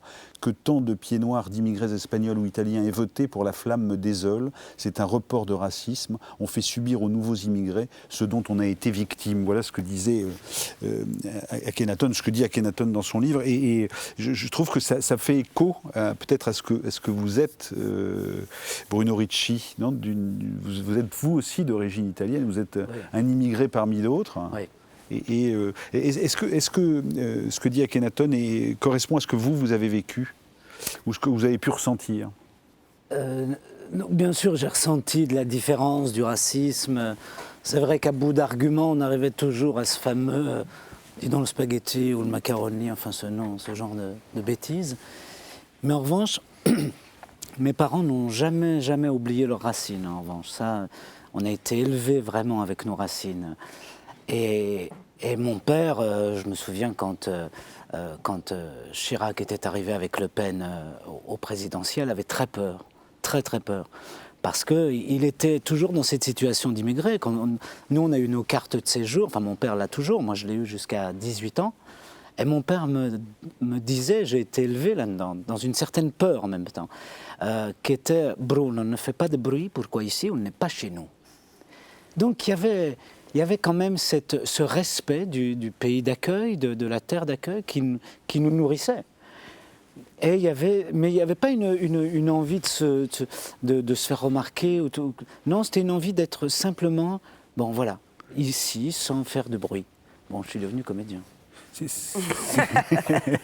ce que vous avez dit aussi dans un spectacle précédent qui s'appelait Pépino. Oui, c'était mon premier solo. Mais je crois que ça a été une mise au point, en fait. Ça m'a juste épargné quelques années de psychanalyse. Je crois que je l'ai faite tout seul, celle-là. Et c'était juste une mise au point avec moi-même, quoi, dans un milieu social qui était le mien, où mon papa était maçon et ma mère qui s'occupait des enfants. Parce que moi, je suis le dernier de 6, quand même. Et voilà, c'est comment Peppino devient attore alors que sa mère veut qu'il devienne dottore. Il y a juste une confusion au niveau des dottore, c'est quelqu'un qui a fait un peu d'études. Voilà, c'est un métier. C'est un métier. Parce que pour quelqu'un, dans ma famille, je veux dire, ils ne sont jamais allés au théâtre. La première fois où ils sont allés au théâtre, c'était pour venir me voir, évidemment. Si je n'avais pas été comédien, jamais ils seraient allés au théâtre. Ou de temps en temps, quand on regardait au théâtre ce soir. Mais autrement, jamais on serait rentré dans une salle de théâtre. Parce que le théâtre, c'est pas pour nous.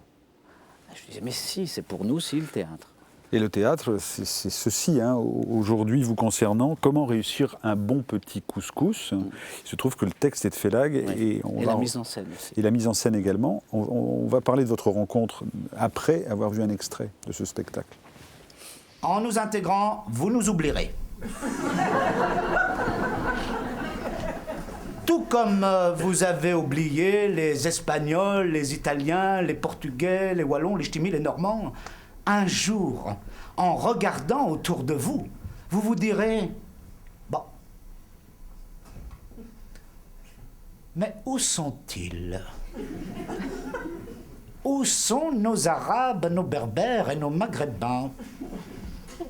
Vous ne nous verrez plus, car nous ne serons plus là. Nous serons en vous, bien dilués. Le couscous industriel est l'exacte réplique de l'artisanal, sans la lumière qui scintille dans la mémoire enfouie des épis. Il se trouve dans n'importe quel espace commercial, mais on peut aussi l'acheter dans sa rue, chez l'arabe du coin, qui est le plus souvent un berbère du Maroc. Qui n'a rien contre les Arabes, bien au contraire, hein, mais ça le hérisse qu'on l'appelle par quelque chose qu'il n'est pas. Quand on l'appelle ainsi, il ne dit rien, parce qu'il respecte les règles de son pays d'accueil, ainsi que l'ignorance et la légèreté de ses habitants. Ah, ça lâche un peu quand même. Comment étaient vos chansons? Ross, hein, c'est ça? Oui. Comment est-ce que vous êtes rencontrés sur ce texte-là? Et un mot peut-être sur là où vous l'avez joué, où vous l'avez imaginé les premières fois, c'est-à-dire dans les cités, dans des appartements. Oui, il a pris naissance dans les appartements, grâce ou à cause de la politique culturelle du CNCDC de Château-Vallon. Je suis artiste associé à Toulon. Et dans le cadre d'une politique de sensibilisation, j'allais avec les prémices de ce texte. Hein, il n'était pas fini encore, dans les centres sociaux, dans les appartements, dans les foyers Sonacotra, partout où je pouvais le jouer, je l'ai joué, avant de faire le tour de France des salles. Vous vous rencontrez où? En fait, la jeunesse du texte vient au départ, la première version. Ça, c'est la deuxième version pour Bruno, spécialement écrite pour lui. Un couscous spécial, royal. C'est un peu italien. Voilà, italien. C'était les spaghettis, le couscous, pour que ça se retrouve. Et je devais monter un spectacle chez Jérôme Savary en 2003, qui s'appelait Opéra de Casbah. C'était une adaptation très très libre de l'opéra de Katsu de Brecht et de John Gay, un mélange. Et finalement, les descendants, les ayants droit de Brecht, nous ayant interdit de jouer ce spectacle, cette version-là, parce qu'on utilisait de la musique du Chabi d'Alger. Et pas la musique de Courtevel. Donc on avait, voilà. C'est pas évident. Hein. Et clac, tous les billets étaient vendus presque sur 3 mois à l'Opéra Comique. Et en janvier, on apprend qu'on ne pouvait pas le jouer. Et Jérôme Savary qui m'a dit, mais il faut qu'on fasse quelque chose. Et j'ai écrit ce texte en 1 mois et demi. Et j'ai mis des musiciens, j'ai une chanteuse, on a fait un couscous, un spectacle de couscous, quoi. Et puis on l'a édité chez Lattès, et Bruno avait lu ce texte, et il m'a dit, écoute, j'ai envie vraiment de le porter, de le jouer, de le monter, etc. Je lui ai dit, à une seule condition, c'est que je le réécrive, parce que pour que je prenne mon temps de le reprendre complètement. Et là, on a travaillé, on a fait des résidences à Château-Vallon, et on a travaillé sur de petites semaines, de temps en temps, quand on pouvait. Et j'écrivais et il le montrait en public jusqu'à ce qu'on aboutisse à la version finale. Ça vous obsède, le texte?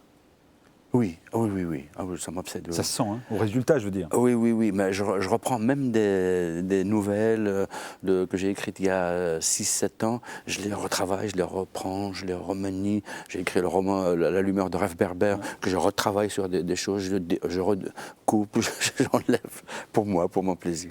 C'est du plaisir. C'est du plaisir. Faut pas se faire trop mal. Je me posais une question. Quel âge avez-vous, Félag? 60 ans, et il y a 20 jours. Bon anniversaire. Merci. Mais non, je me posais la question, c'est que vous êtes toujours sur l'Algérie, ou vous êtes grave sans gravité dans vos textes. Alors, ciselé, et on comprend pourquoi, puisque vous venez de l'expliquer. Et je me dis, mais pourquoi est-ce qu'il ne prend jamais le point de vue, j'allais dire adverse, qui est ridicule, le point de vue autre? Autrement dit, pourquoi est-ce que vous n'êtes jamais du côté de la France?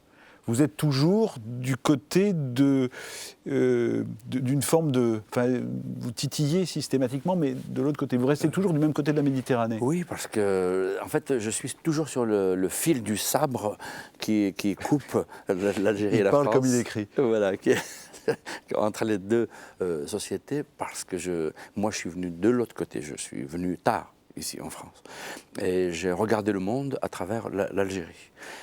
J'ai entendu, écouté, touché la France du point de vue de l'Algérien qui est sur la frontière, morale, géographique, coloniale, ou après l'Algérie indépendante. Donc je ressens le monde du point de vue d'un garçon qui a été nourri des choses de là-bas. Mais comme je suis sur le fil du rasoir, et que le fil du rasoir est très très fin, la France, la mémoire française, la culture française est toute là à côté, elle me touche. Donc je lui parle de l'autre côté, mais donc je suis très très très proche, et c'est pour ça que je pense que les gens trouvent ces passages entre les deux mondes, entre les deux univers. Votre spectacle actuel s'appelle « Tous les Algériens sont des mécaniciens » et ce n'est pas un one-man show, mais vous êtes deux. Nous sommes deux, oui. Comment ça se fait Écoutez, avec Marianne Epin. Avec Marianne Epin. D'abord, on se connaît, c'est la femme de ma vie. On vit ensemble. Oui. C'est une comédienne remarquable. Je l'ai connue d'abord comme comédienne. Et on estimait beaucoup le travail. Elle aimait beaucoup le mien, j'aimais beaucoup son travail. Et on a lu des textes ensemble, en public. Et tout le monde nous a dit, il faut absolument que vous jouiez quelque chose ensemble, parce qu'il y a une complicité, un fluide qui passe. Et du coup, j'étais en train d'écrire un spectacle pour moi. C'est pour ça que le début du spectacle, il y a 20 minutes où je suis tout seul. Et après, il y a la femme du personnage qui rentre, et ça devient une pièce à deux personnages. Et j'en rêvais depuis toujours. J'écris même une pièce aussi à côté, une pièce à deux personnages pour nous deux, bien avant ce spectacle-ci. Et tout d'un coup, elle est arrivée, et il y a eu une alchimie formidable qui s'est créée, et j'ai écrit pour elle et pour moi. Pourquoi les Algériens sont-ils tous des mécaniciens ? Alors, dans l'allumeur de rêve berbère, qui est une plongée dans la peur, dans une comment dire, une schizophrénie, une paranoïa terrifiante pendant la montée de la violence en Algérie. Un personnage vit dans sa maison. Tout le monde est parti, sa femme est partie, ses enfants sont partis, sa femme est morte, et la peur règne partout, il est obligé de se cacher chez lui, et un soir, il va sur son balcon la nuit parce qu'il ne dort pas, et dehors, on répare une 504, il y a 30 personnes, c'est des voisins, tout simplement parce qu'on attend l'eau qui arrive à 4 h du matin, et qui s'arrête, les robinets se ferment à 6 h, et donc il écoute ce qui se passe en bas de chez lui, et c'est une comédie, une comédie un peu à la Ettore Scola qui se passe autour d'une voiture. Et c'est le seul moment, c'est la seule parenthèse dans le roman où on rit, où il y a la fantaisie, où il y a une... Et que vous reprenez au début de ce spectacle. Je reprends au début du spectacle en disant tous les Algériens sont des mécaniciens, c'est-à-dire voilà, parce que dans des moments de peur, dans des moments d'angoisse, dans des moments terrifiants, il faut inventer une mécanique de la survie, une mécanique de la rencontre, d'être ensemble pour mieux être fort. Est-ce qu'on dit les choses franchement en Algérie ? Oui, oui, bien sûr. On utilise énormément l'humour. Mais c'est vrai qu'il y a une presse... Mais en revanche, on n'ose pas forcément dire à quelqu'un qu'il sent mauvais. Il y a ça dans votre spectacle. Donc, il y a mille et une façons de dire à quelqu'un tu pues. Parce qu'on est des orientaux aussi. On a aussi une culture orientale des méandres. C'est-à-dire, au lieu de dire une vérité, on passe par. D'ailleurs, comme on dit chez nous, montrer son oreille comme ça. Attention vos cheveux. Pardon. On regarde un extrait de votre spectacle. Tous les Algériens sont des mécaniciens. On peut être communiste, socialiste, islamiste, athée, évangéliste nouvellement converti, blanc, jaune ou noir, face à un carburateur grippé, un radiateur qui fuit, une batterie à plat, la nature humaine oublie ses discordes et renoue avec la fraternité originelle. Excusez-moi de vous interrompre, monsieur le chauffeur de taxi, mais c'est quoi exactement la marque de votre voiture, là ? Ah, ça, mon ami, ça, c'est de la bonne vieille Peugeot, de la voiture comme on n'en fait plus. Et combien de... il y a dans le moteur ?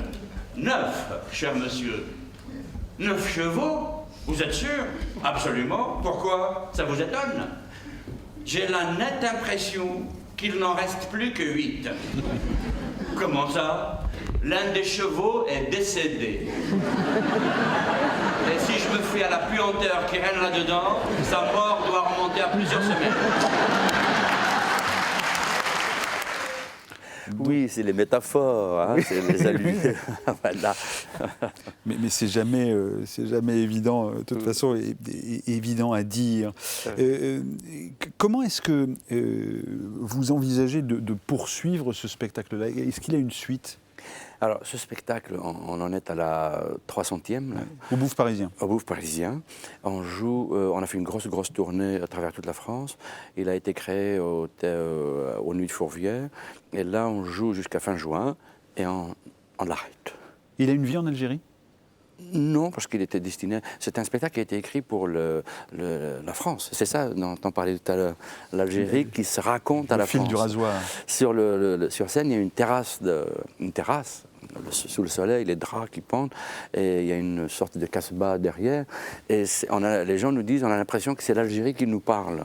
Il y a juste le prosénium qui sépare l'Algérie de la France qui est chez les spectateurs. Et c'est ce que voilà. Et on l'a beaucoup joué, et on l'a joué pour ici. Il a été écrit pour ici. Alors, ce qui est assez étonnant, c'est qu'à la fin du spectacle, on parlait de votre rapport tout à l'heure, Alice, aux spectateurs, c'est qu'à la fin du spectacle, il y a des you-you dans la salle. Voilà, des you-you, c'est-à-dire qu'en France, dans la salle, il y a 50% de Français, 50% d'Algériens, donc c'est un public mixte. Sur scène, il y a une Française qui joue une Algérienne, un comédien algérien venu d'Algérie, l'Algérie, la France, l'homme, la femme. C'est une variation sur le couple et la mixité de façon infinie. Est-ce que, alors je voulais vous demander quels sont vos objets, mais je vais vous demander, Bruno Ricci, je ne sais pas si vous allez pouvoir le faire, mais on m'a dit, et je sais que vous imitez très bien le spaghetti. Vous avez dans le spectacle Pépino, il y a un moment, Oui, mais ça, c'est... Je suis là. Non, mais voilà, peut-être, non, mais C'était il y a longtemps, oui. Ben, non, c'est parce que vous faisiez très bien le spaghetti qui se ramollit. Oui, ouais, je me souviens. parce que je voulais parler de la nourriture, qui était très important chez nous. Donc, j'ai personnalisé des spaghettis. Et je leur ai fait raconter leurs états d'âme, c'est-à-dire comment ils trouvaient la température de l'eau, s'ils avaient besoin de place pour nager. Et donc, il y a un vrai dialogue avec... C'est pour ça que le et un vrai talent de mime, aussi. Et le spaghetti... Ce sont des féculents. Ce sont des féculents. Mais la nourriture... Ça nous a rassemblés. Comment réussir un bon petit couscous? C'est parce que vous aimez bouffer tous les deux. C'est de trouver une sensualité entre des rapports humains, comme il y a la sensualité dans le couscous et dans le spaghetti, dans un bon plat de spaghetti. Nous, on l'a trouvé, en tout cas. Oui, vous êtes interchangeable, pour le coup. Vous avez à peu près la même tête, un peu bizarre, comme ça. Pas vous croiser la nuit. Bon, non, je plaisante. Est-ce que vous avez un objet avec vous? Oui, alors moi, j'ai pris une toute petite voiture. Elle est en plastique, elle est complètement rikiki. Oui, Peugeot. La première fois avant que le spectacle n'existe, on est allé aux Nuits de Fourvière dans ce théâtre gallo-romain absolument extraordinaire. Vous ne la bougez pas, on la voit, parce que déjà qu'elle est petite. Voilà. Et en arrivant avec Marianne Epin et toute l'équipe des Nuits de Fourvière, on arrive sur le plateau où devait être créé le spectacle, et on trouve 2 voitures, comme ça, jaunes, qui ont dû être abandonnés par des enfants sur le plateau, et on s'est dit, c'est un signe formidable. Un signe. Voilà, et hop. C'est une Renault 5, pas une Peugeot. C'est une Renault 5, oui, absolument. Et l'autre, c'est un petit fourgon, et on les a gardés à la maison jusqu'à maintenant, voilà. Et pour vous, Bruno, vous avez un objet avec vous? Non, j'étais en... Mais on n'est pas obligé d'avoir des objets. J'étais en transit ici, et j'ai pas pu prendre... Mesdames, qu'avez-vous entendu de ce couple singulier? Moi, ça m'a étonné de voir qu'il y a une vraie similitude, j'ai l'impression, dans la façon de dire le texte, étonnamment, quand j'ai vu votre extrait. Moi, je vous ai vu jouer beaucoup. Je vous avais découvert, j'étais toute jeune, vous jouiez au théâtre du Chêne Noir du Jurassic Blade. Et ouais, j'étais vraiment petite, ça m'avait marqué, j'avais adoré ça. Et un peu dans comment vous laissez tomber vos phrases, il y a vraiment quelque chose de Félag, il est assez étonnant, quoi. Il y a une vraie... C'est aussi parce que Félag écrit des phrases qui sont très longues, qui sont très riches, qui nécessitent interminables, il faut un souffle extraordinaire. Oui, c'est quelque chose de... Mais c'est ça aussi qui influe sur la diction, qui influe aussi... Bon, c'est vrai qu'on est un peu aussi un peu comme ça. Méditerranéen aussi. Il y a ça. Moi, je me retrouve en eux aussi, dans le fait d'être émigrée. Je suis émigrée espagnole aussi. Et chez moi, j'ai mis très longtemps à comprendre qu'il y avait le français et l'espagnol. Tout était mélangé. C'est vraiment en allant à l'école, je me suis rendu compte qu'il y avait 2 langues. Je me suis rendu compte, oui... c'est vrai que vous chantez... Je peux chanter en espagnol ouais, vous aussi. chantez, c'est ça. Et aussi ce rapport à la nourriture. Moi, si je mangeais pas, c'est que j'étais malade. Et cette chose, et puis qui est culturelle, en fait. C'est vraiment comer. Voilà, voilà. C'est un plateau d'immigrés ici. Non, je suis désolé. Je suis désolé. Comme modérateur de cette émission, je suis le seul Français de souche. Et j'en suis fier. Fier de vous accueillir. Voilà, merci. On parlait de cinéma tout à l'heure. Aung San Suu C'est son 9e film. On l'a suivi, on l'a reçu plusieurs fois dans cette émission. Il est un peu difficile parfois à recevoir, mais bon, il est très timide. Donc à Cannes, ça a été un peu compliqué avec lui. Son dernier film s'appelle Les femmes de mes amis. Donc, comme toujours chez Aung San Suu, c'est les relations difficiles entre les hommes et les femmes. Les hommes, c'est pas vraiment à la gloire des hommes. Ces films sont toujours plutôt pleutres, alcooliques, etc. Mais on est dans cet univers-là. Il y a aussi beaucoup arrosé, où il y a de la nourriture, mais c'est plutôt de l'alcool, et beaucoup aussi d'autodérision dans les films d'Aung San Suu, dont je vous propose un extrait de son 9e long métrage, Les femmes de mes amis. Le personnage principal est un réalisateur art et essai qui, comme tous les réalisateurs d'art et essai, a du mal à comprendre le monde dans lequel il vit. Extrait. 저기요, 마실 사람 마십시다.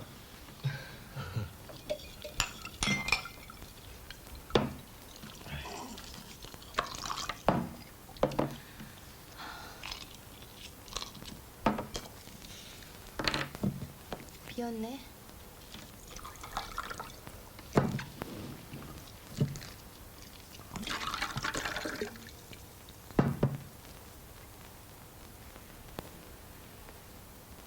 한 잔 더? 저 내 후배지? 반말하지 마, 건방지게. 제가 언제요? 왜 저한테 반말을 하세요? 너 내 후배 아니야? 맞지? 건방져 가시네가.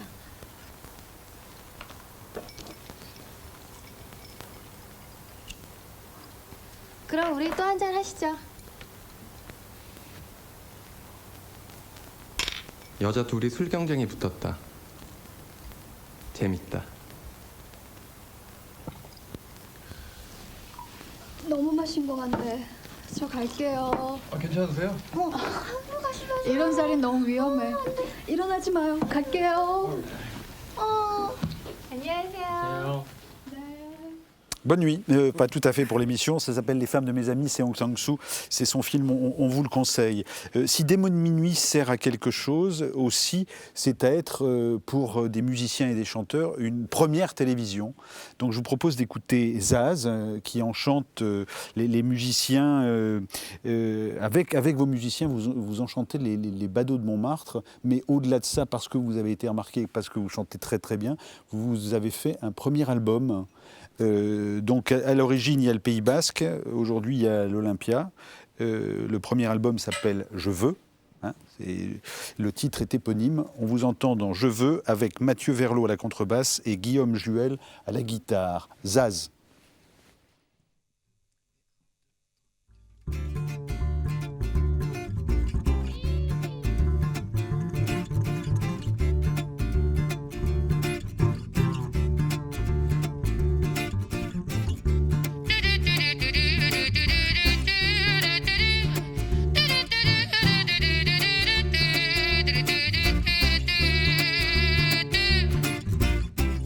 Offrez-moi une suite au Ritz, je n'en veux pas. Des bijoux de chez Chanel, je n'en veux pas. Offrez-moi une limousine, j'en ferai quoi? Offrez-moi du personnel, j'en ferai quoi? Un manoir à Neuchâtel, ce n'est pas pour moi. Offrez-moi la tour Eiffel, j'en ferai quoi?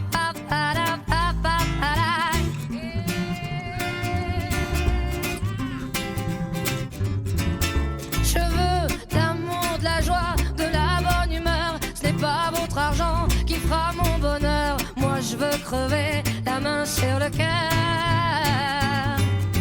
Allons ensemble découvrir ma liberté. Oubliez donc tous vos clichés. Bienvenue dans ma réalité.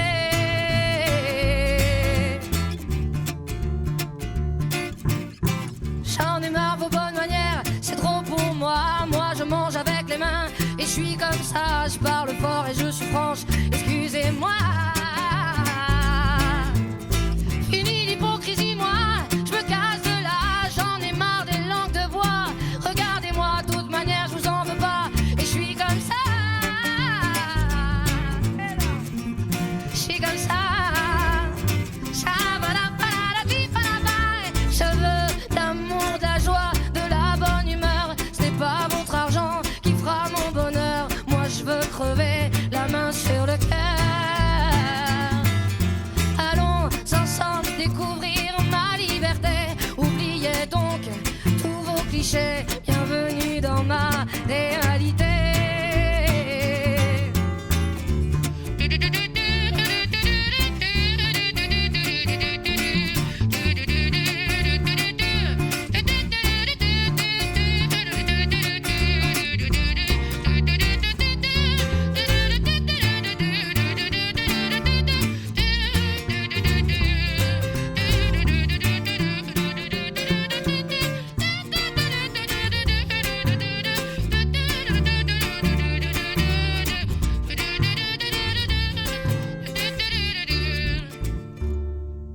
Je veux de l'amour, de la joie, de la bonne humeur. Ce n'est pas votre argent qui fera mon bonheur. Moi je veux crever la main sur le cœur.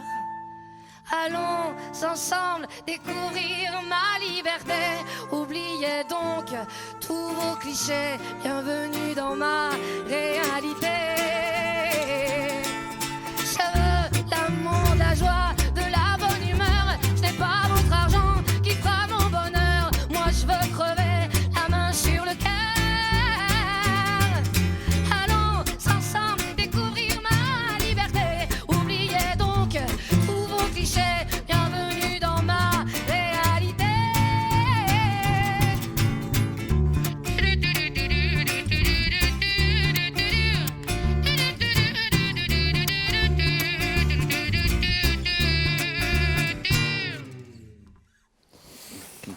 Zaz. Bravo, première télé réussie. Bonne route à vous.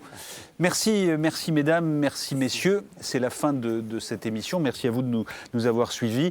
La peine de mort aux États-Unis, la surpopulation dans les prisons françaises. Ce soir, on pourrait dire kiff kiff. Bonsoir, bonne nuit.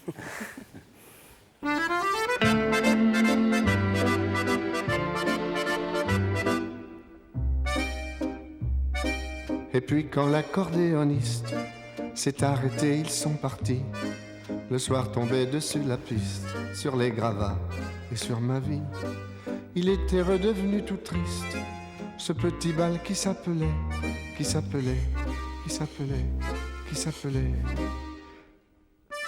Non, je ne me souviens plus du nom du bal perdu. Ce dont je me souviens, c'est de ces amoureux qui ne regardaient rien autour d'eux. Il y avait tant de lumière avec eux dans la rue. Alors la belle affaire, le nom du bal perdu. Non, je ne me souviens plus du nom du bal perdu. Ce dont je me souviens, c'est qu'on était heureux, les yeux au fond des yeux. Et c'était bien.